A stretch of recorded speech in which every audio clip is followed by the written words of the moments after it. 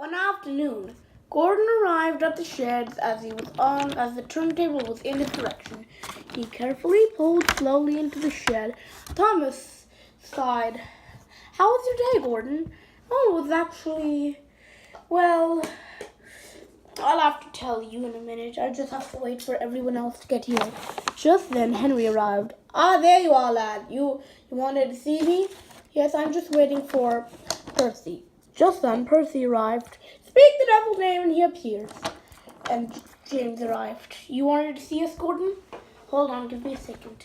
1, 2, 3, 4, that's me, 5, 6, 7, 5, 6, 7. Okay, the 7 engines of the beginning are here. I have pulled the Express for many years, and I have to say now." "Oh, don't tell me. You got a promotion." "No. The Express has been running faster, and now it has been having to go 30 minutes ahead of schedule." "Oh, so what?" "Well, I've spoken to the Fat Controller, and he's still looking for an engine, and Rebecca's the most likely choice, but you two might get it. The Express has been in my hands for years, and I have to say it has been a pleasure running it." The engine's eyes were as wide as golf balls. They gasped. "Gordon, you don't mean—" "I'll be taking goods trains and running commuter services down the different areas of the line. Some of them will be on the main line, but I will have to always clear it for the Express. Well, my last hurrah has come, and I shall wait for the next hurrah to come." "You're quitting the Express?" Yes, I am."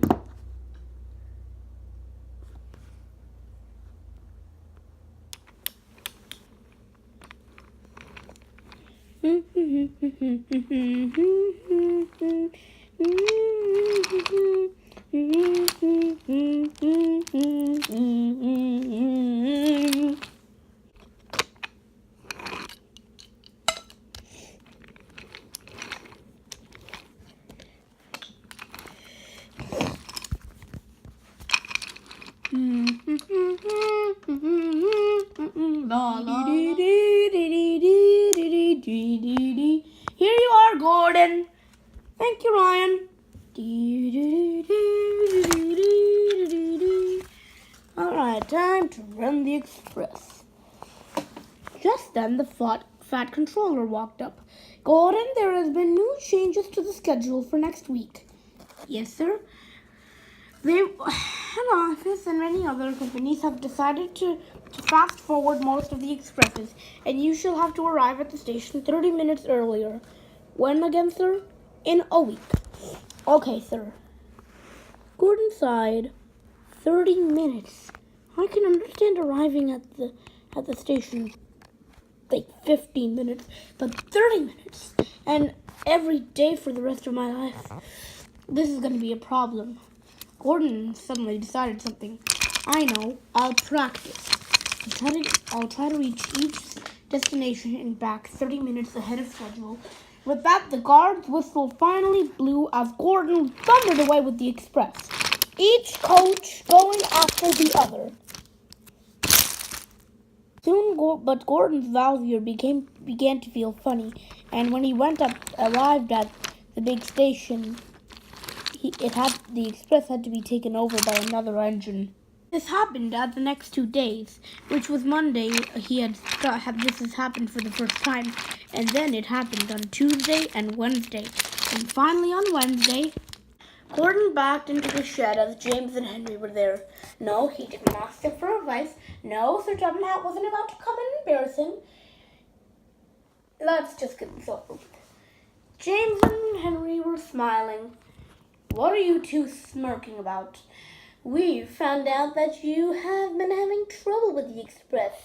"Yes, indeed. You need to stop. You have to quit. Maybe you should retire," they both said at the same time. Gordon rolled his eyes and backed into his shed. He had had a long day and wasn't going to enjoy the next. The next one, he thundered down the tracks, trying to get up more and more. The front driving wheels began to clatter. Faster! Put more coal into the firebox, said Gordon as he was rushing down. I'm doing the best I can. Just try not to work yourself. As it was going faster and faster for the front driving wheels, it all proved too much for his valve gear. Suddenly, steam burst out of his cylinders. He began to go slower and slower and slower until finally stopping. Driver, what's happened? You silly old engine, you were working so hard that your valve gear pipes got clogged and your cylinders overflowed with steam, I guess. Well, overflowed with steam, I think. Well, actually, I get the idea. Oh, okay, good. Now, anyway, we'll have to find another engine. Luckily, Bear was nearby as he was doing trains on the other railway. Gordon was towed to a shed, and he, as well as his best friend, Boko, and if you wonder why are they best friends, that's a story for another day. They both were coupled. One was coupled to the front, one was coupled to the back, and he honked his horn. Ready? Ready, Bear! And with that, the not the cavalcade, but I think the cavalcade, the two green diesels rushed away. Gordon had been shunted into a shed by another diesel. Don't worry, Gordon. Happens to the best of us. Then the Fat Controller arrived in his car. Since this part of the line wasn't too close, wasn't that far away from Sodor, the Fat Controller had been able to get their lickety-split. Bum, bum, bum, bum, bum, bum, bum, bum, bum, bum. Gordon, explain yourself. Well, sir, it just proved too much to be... sorry. Well, why were you rushing down the line like that? To get to the new timetable that's happening in 3 days. I was practicing because I didn't want to lose it. The Fat Controller suddenly understood. I see. As he began to walk away.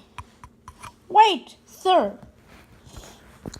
He quickly stopped, turned around, and walked back. Yes, Gordon. Sir, I have been running this express for years. Since I was green. I was young and green and pulled the express. And now it is still here today. It has become bigger, faster, and stronger.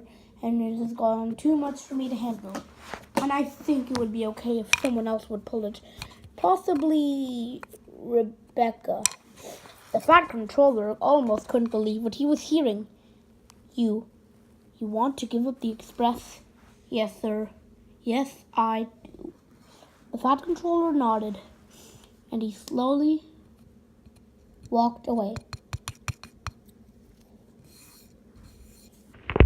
With that, Gordon had been shunted to a small shed that would be able to repair him, so he was quickly repaired. His valve gear hadn't had too much damage.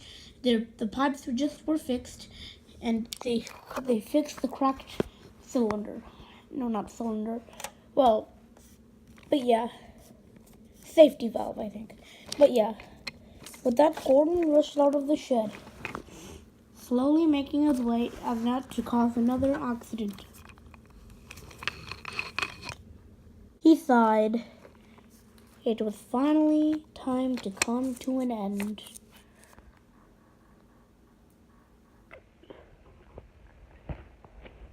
The engines were silent and sad. Although that Gordon was very boastful about the express, they couldn't help feeling sad about the dilemma, even if he wasn't. So, you're never gonna pull the express again? Ever? No, Thomas. Unfortunately, I'm not.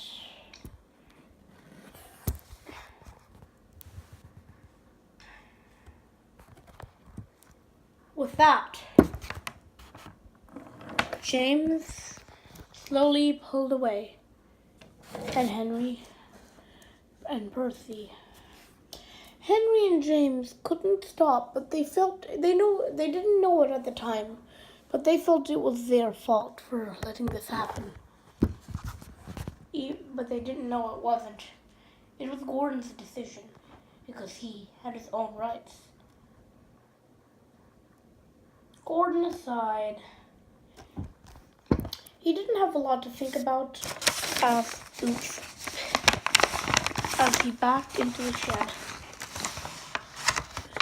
The others had a lot to think about. Gordon had just given up the most important train on the island. I mean, yes, he was boastful about it, and yes, it is just an express that runs to the mainland, but this connects the people from other places to come to Sodor. Without it, no one can come to Sodor unless they bring the passengers to us. But if they brought them to us, their railway wouldn't be very public. And the question still remained for the engines. Who would pull the express? But that's a story for another day.